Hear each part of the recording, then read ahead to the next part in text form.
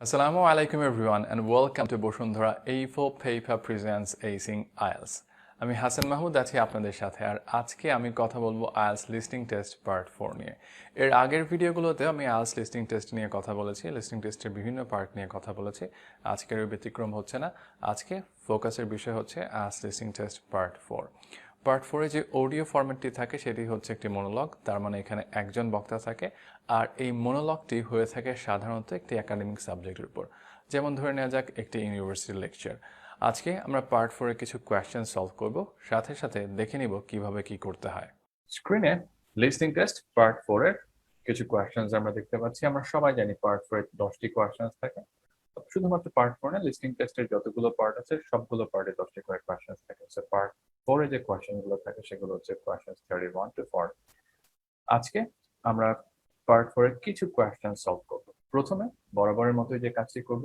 আমরা রিকোয়ারমেন্টে দেখে নিব এখানে বলা আছে write one word for each answer তার মানে প্রতিটি আনসারের ক্ষেত্রে আমাকে একটি মাত্র ওয়ার্ড লিখতে হচ্ছে একটি বেশি ওয়ার্ড যদি লিখি সেক্ষেত্রে আনসারটি ভুল হবে দেখা শেষ পরবর্তীতে যে কাজটি করব আমাদের এখানে যে হেডিংটি আছে হেডিংটি ভালোভাবে দেখে নিব এই হেডিংটি আমাকে একটি আইডিয়া দিবে অডিওটি কি হতে যাচ্ছে বা কি নিয়ে হতে যাচ্ছে যদিও পার্টির শুরুর দিকে অডিওতে বলে দেওয়া হবে কোন বিষয় নিয়ে স্পিকার কথা বলবেন তারপরেও আমরা যদি হেডিংটা করে নিই আরো ভালো আইডিয়া আমরা পাচ্ছি যেমন এখানে বলা আছে kites making by the Maori people of New Zealand তার মানে বুঝতে পারছি এখানে কাইটস মেকিং নিয়ে কথা হবে নিউজিল্যান্ডের মাওরি পিপল যে কাইট তৈরি করতেন বা করেন সেই কাইট মেকিং নিয়ে কথা হবে এরপর একটা সাব হেডিং দেখতে পাচ্ছি making an appearance of the kites প্রথম যে বুলেট পয়েন্টটি আছে সেখানে বলা আছে the priests who made the kites had rules for size and scale তার মানে যে প্রিস্টরা এই ঘুড়িগুলো তৈরি করতেন তাদের কিছু রুলস ছিল সাইজ এবং স্কেল নিয়ে সো দ্যাটস আ থিং এর পরের বুলেট পয়েন্টটিতে আমরা প্রথম প্রশ্নটি দেখতে পাচ্ছি এখানে বলা আছে dash was not allowed during a kites preparation তার মানে কোন একটা কিছু অ্যালাউড ছিল না dash wasn't allowed during a kites preparation যে কাইটের প্রিপারেশনের সময় কোন একটা কিছু অ্যালাউড ছিল না এখন আমি একটু প্যারাফ্রেজ করে নিতে পারি not allowed means forbidden or restricted ধরে নেওয়া যাক গসিপিং বা গসিপ করাটা কাইট প্রিপারেশনের সময় অ্যালাউড ছিল না I can say gossiping wasn't allowed অথবা gossiping was forbidden during a kites preparation আমরা যে কাজটি করতে পারি আমরা জাস্ট একটা প্যারাফ্রেজ করে আইডিয়া করে নিতে পারি এখানে কি বলতে পারে বা অন্য কোন ওয়ার্ড বা ফ্রেজ তারা ব্যবহার করতে পারে এর পরবর্তীতে সাবহেডিংটি আছে সেটা হচ্ছে কাইটস প্রথম বুলেট পয়েন্টটিতে বলা হচ্ছে often represented a bird a god or a dash তার মধ্যে যে কাইটস গুলো ছিল সেই কাইটস গুলো বার্ড কে রিপ্রেজেন্ট করতো অথবা গড কে রিপ্রেজেন্ট করতো অথবা অন্য একটি বিষয়কে রিপ্রেজেন্ট করতো সেটা আমাকে শুনে বের করতে হবে অবশ্যই তারা বার্ড এবং গড বলবে এবং সাথে সাথে অন্য যে অপশনটি আছে সেটি তারা বলবে আমাকে শুনে পিক করতে হবে পরবর্তী যে বুলেট পয়েন্টটি আছে সেখানে আরেকটি কোয়েশ্চেন দেখতে পাচ্ছি এখানে বলা হচ্ছে হ্যাড ফ্রেমস এগুলো ফ্রেম ছিল that were decorated with grasses and dash তার মানে কাইটস গুলোর কিছু ফ্রেম ছিল যে ফ্রেম গুলো ডেকোরেট করা হতো গ্রাস দিয়ে এবং অন্য আরেকটি বিষয় দিয়ে সেই বিষয়টি হচ্ছে আমরা শুনবো শুনে পিক করবো এর পরের বুলেট পয়েন্টটিতে চলে যায় এখানে কোয়েশ্চেন নাম্বার 34 দেখতে পাচ্ছি বলা আছে had a line of noisy dash attach to them তার মানে এই ঘুড়িগুলোর সাথে নয়েজি কিছু একটা লাইন যুক্ত থাকতো এখানে লাইন বলা আছে লাইনের পরিবর্তে হয়তো তারা রো বলতে পারে হয়তো কিউ বলতে পারে I just need to pick the right one from here last bullet পয়েন্টে বলা আছে খুবই triangular rectangular or dash shape তার মানে এখানে ঘুড়িগুলোর শেপ কিরকম ছিল ট্রায়াঙ্গুলার রেক্টেঙ্গুলার আর একটা শেপ এখানে দেওয়া নেই সেই শেপটির কথা শুনে আমাদেরকে বের করতে হবে আমরা সবগুলো কোয়েশ্চেন দেখে নিলাম এখন আমাদের কাজ হচ্ছে অডিওটি শুনে আনসারটা পিক করা I hope you people are ready so let's begin. Well, good morning, everyone. As you know, we've been looking at different kinds of art and craft that were practiced by the Maori people of New Zealand, at least before the Europeans began to arrive in the 18th century. So, the focus of this lecture is kite making, how the kites were made, their appearance, and the purposes they served. Well, let's start with the way they were made. As with other Maori artistic traditions, kite making involved certain rituals. So, firstly, only priests were allowed to fly and handle the largest, most sacred kites. There were rules too, for the size and scale of the kites that the priests had to follow, and during the preparation of both small and large kites, food was strictly forbidden. In terms of appearance, kites were frequently designed in the image of a native bird or a Maori god, and sometimes, perhaps less often, a well-known hero. You can imagine that when Maori first arrived in the new country, in New Zealand, it may have taken some time to find suitable materials for their kites. But, through trial and error no doubt, they found plants and trees that provided bark and even roots that they could use to make the frames and wings of their kites. And after the frame had been constructed, the kite then had to be decorated.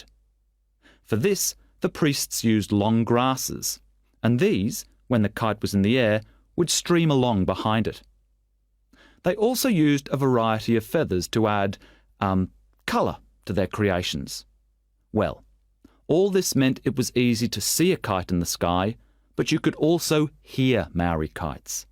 They could be quite noisy indeed, and this was because some priests liked to hang a long row of shells from the kite. You can imagine how they'd rattle and clatter in the wind, how they might completely capture your attention.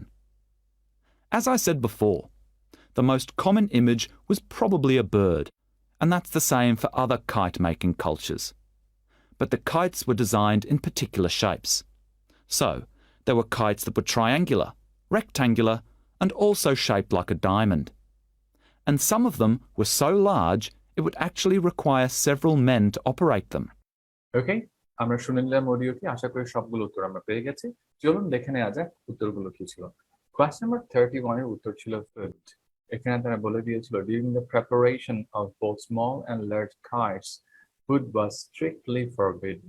You see, food was strictly forbidden.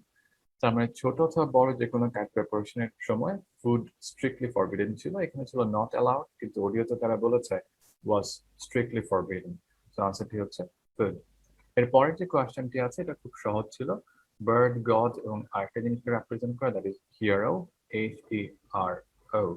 এখন দেখা যাক question number 33 এর আনসারটি কি ছিল। Question number 33 এর answer ছিল feathers. Grasses এর সাথে তার ফেদার্স এর ব্যবহার করতো ঘুড়িগুলোকে ডেকোরেট করার জন্য।